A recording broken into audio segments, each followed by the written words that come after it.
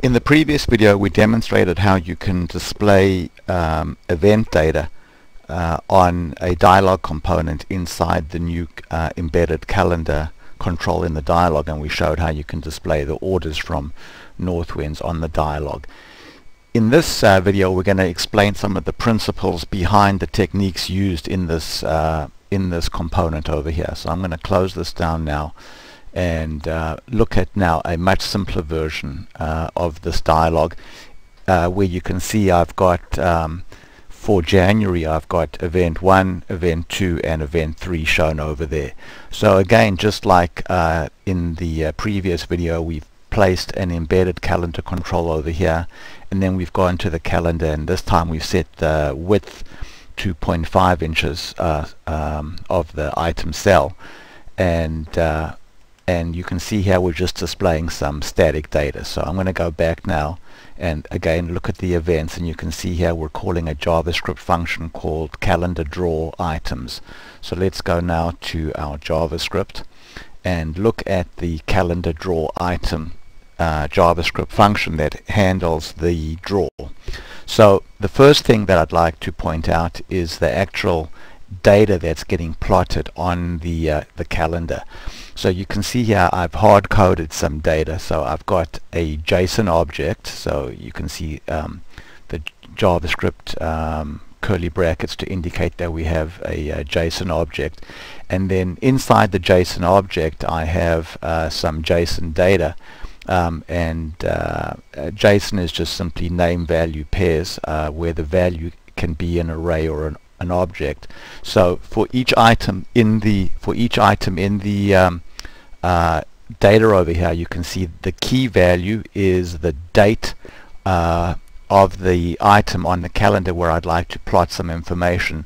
So you can see here that I'm plotting information for January the 1st and also January the 5th. For January the 1st there's going to be one item, but for January the 5th we're going to have two items. So let's go there and look at that. You can see there's January the 1st and there's January the 5th. Then each item is again another JavaScript object that has an ID property, a name property and a detail property. So for January the 1st there's only one entry in our array, but for January the 5th there are two entries in our array, and there could be as many entries as you wanted.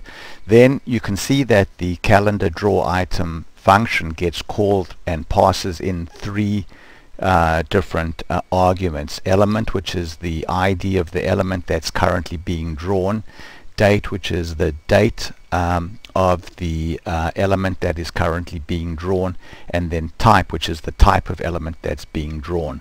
So the type property can have a value of date, month or year, and in this particular case we only care about the actual dates because we want to not modify any of the other parts of this calendar. We only want to modify what's shown for an individual date.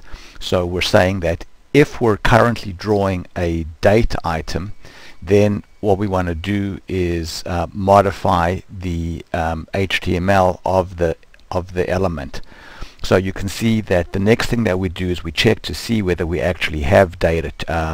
So in this case data is going to be defined, so this first function will return true, and then what we do is we convert the date that was passed into a string, so that it's a string of this format, which is the key that we're using into our JSON data.